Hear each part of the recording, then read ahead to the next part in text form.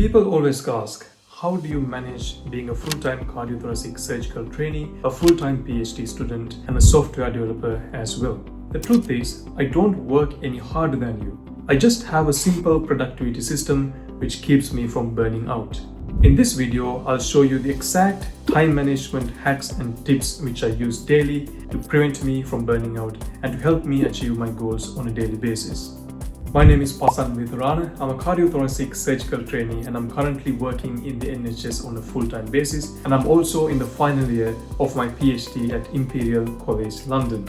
Before we dive in, if you are trying to juggle multiple things at the same time or just want to get things done more effectively, hit that subscribe button. I share weekly productivity hacks and personal development strategies that actually work. I start by sharing what my day-to-day life looks like. Now, as a doctor working in the NHS, we work usually more than 40 to 50 hours per week, and that is quite a lot of time which is spent at work. So what that usually means is, for most part of the day, either whether it is a day shift or a night shift, we spend our time at work. So during that time, we don't get any free time to do anything else, whether this could be research. We just simply, due to the nature of our work, most of our time is spent on patient care.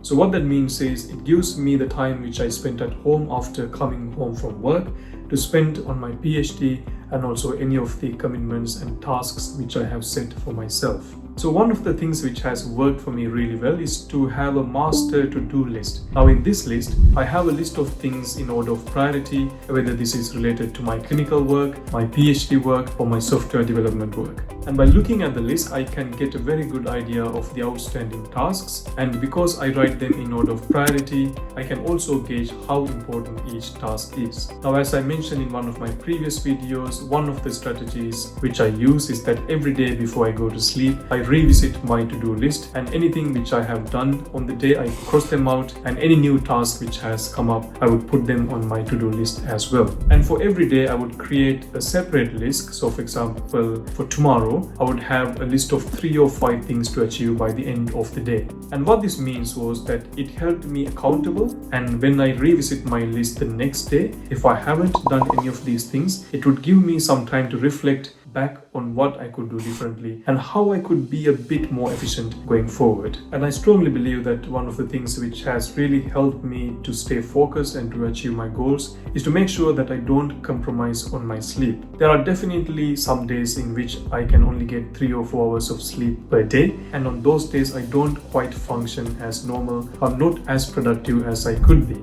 So one of the things which I learned over the years is that if you do want to be more productive, you need to make sure you don't compromise on your well-being, and this includes your sleep as well. If you do think by sleeping less that you can achieve more, you might achieve more for a shorter period of time, but over a longer period of time, it can really impact your well-being and your health. What that means is it gives you a clear mindset and you don't feel tired during the daytime. Now, next, as I mentioned previously, one of the benefits of having a to-do list is that it avoids decision fatigue. One of the worst things about having so many things to do is just thinking about it. It's not actually doing it. It's not the job itself. It's just thinking about how many tasks are outstanding. And this can ultimately have a negative impact on your productivity. This can have a negative impact on the way you go about doing things. And if you think about it, if you think about your last week, you probably spent a good amount of time just worrying about it and just putting things off because you feel like there are so many things to do and you just don't want to get started. And therefore, decision fatigue can really impact on how productive you are on a given day.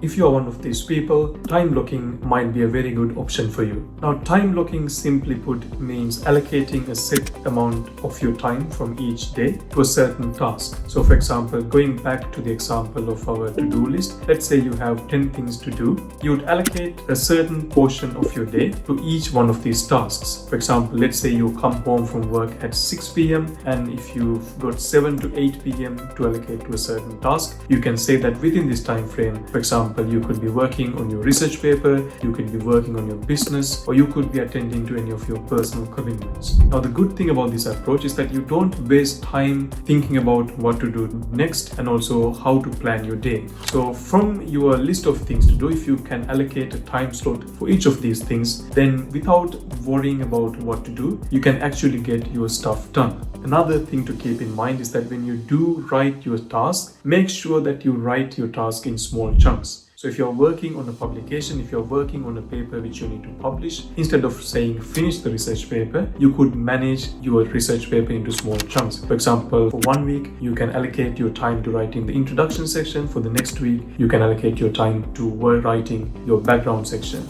Now, it is important to keep in mind this approach might not work for some people. It might have the complete opposite effect of what you intended to do. And one of the reasons for this is that sometimes people just don't want their life to feel regimental. Now, if for example, if someone tells you that tomorrow at 4 to 6 p.m. you need to be focusing on this task, sometimes it might feel like you don't quite have the freedom to do what you want. And as a result, for certain people, they might not feel like doing anything. And if you're one of these people, it is better to keep your day loose, have a good overview of the things you need to get done, and do them as you feel like you can focus on them. And the next thing which I want to touch upon briefly is the amount of time we spend on doing certain activities which are not really going to help us with our personal development. Now, for most of us, this could be spending time on social media, this could be Instagram, this could be Facebook, or for some people, it could just simply be watching something on Netflix. Now, it is important to have certain habits to give your mind a break, but sometimes the problem is we spend too much time on these different websites which gives us a fake dopamine hit, and as a result, when we look at, for example, you could be looking at memes on Instagram, you could be watching YouTube videos, you could be looking at Facebook, seeing what your friends are up to. You could get these little bouts of happiness, and once you get addicted to it, it can be really difficult to break that cycle. So what that means is most people these days, unfortunately, spend hours and hours of their time on these social media platforms. Now, don't get me wrong, it is important to set some time aside to be social, whether it is going out with people and meeting your friends or just connecting to your friends and family through social media. But if it reaches a point where it is actually impacting your work, then you need to revisit the amount of time you spend on these different sites. And one of the alternatives for this might be to replace it with a healthy habit which can actually make you more productive in the end. Now, something which I personally found very helpful was actually going to the gym.